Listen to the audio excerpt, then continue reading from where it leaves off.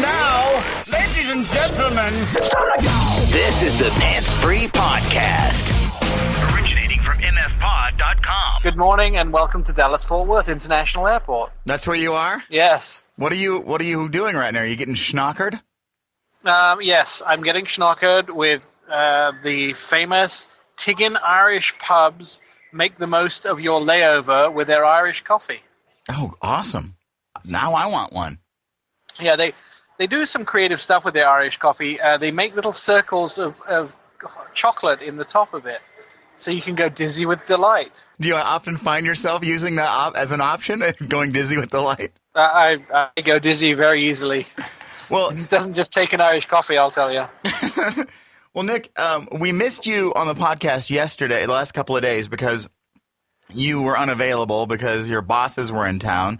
And then last night, you called me with some horrible news, and I'm terribly sorry to hear that you are no longer with the company you were working for, right? It's not necessarily horrible news. I'm okay. Okay, that's good. Well, that's good. It'll free up some time to do more podcasting, right? Yeah, I had to make a choice. International television superstar or, radio host. And so here you are doing the Pants Free Podcast. Now, I understand now you're in a public place. Are you wearing pants? Yes, unfortunately, I've tried it before to broadcast without pants in a public place, and it doesn't end well. Well, the thing is, for me, is like, so Nick is now essentially like you're unemployed, but you don't sound very, very distraught. And you do, and I was talking about this, you do an internet show for cars, and that's where you're traveling in Dallas now to do a car show, right? Right. I mean, I do. It's actually sort of, downloadable show. It's on the internet. It's on the internet TV stations. And it really consumes most of my time traveling around to different car events across the country and drinking other people's bar bills. It sounds like a rough job. So, but so you're not worried about anything then? Being unemployed to you is like whatever. Yeah, I'll worry about it after Christmas. Oh, hold on a second, Nick. My coffee is ready. I'll be right back. I swear. Oh, all right. All right. You want me to do hold music? Yeah, do a little hold music. Clean up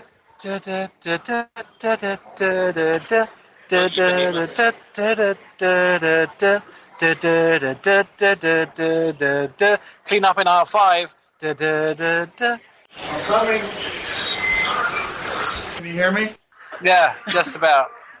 Was that the maximum time you could do hold music? Yeah, it's like I'm out of breath now. All right, that's the podcast. So Nick, you're sitting at the airport bar. I was thinking, like, there's got to be a million things you're qualified to do in the world, like if you're looking for a job. Right. Well, no, that's the misconception. I'm not qualified to do anything. That's why I had to become a TV host. Right.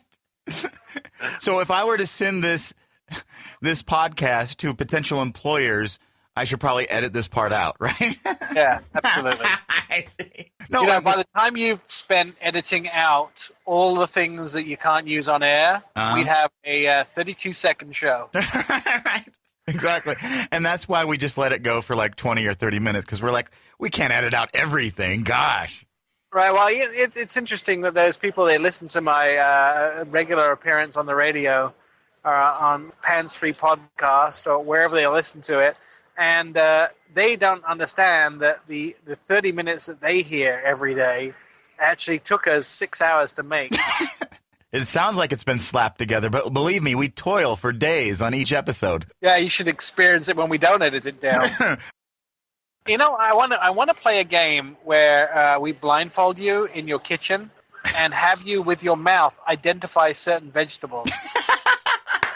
And not by chewing them, but just feeling around them with your mouth. You're just trying to get me to talk less on the podcast, aren't you?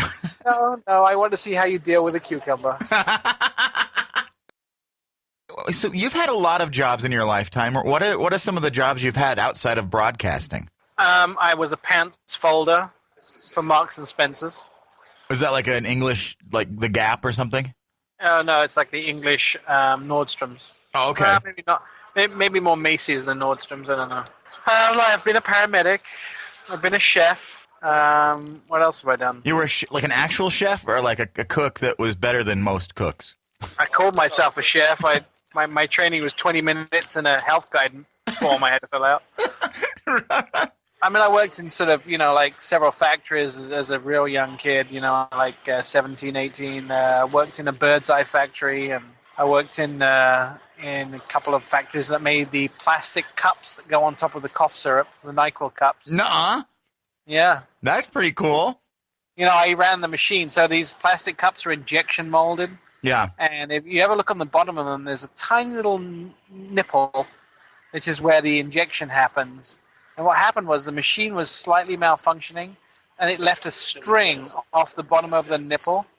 And so I would operate the machine I would take the cups and roll them down this slide, and this slide would have a torch on it that would burn off the little hair that came out of the nipple.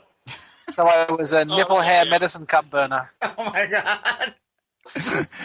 I thought my job was hard to describe to people. That was one of those jobs where I didn't come back from lunch. Oh my! The first day.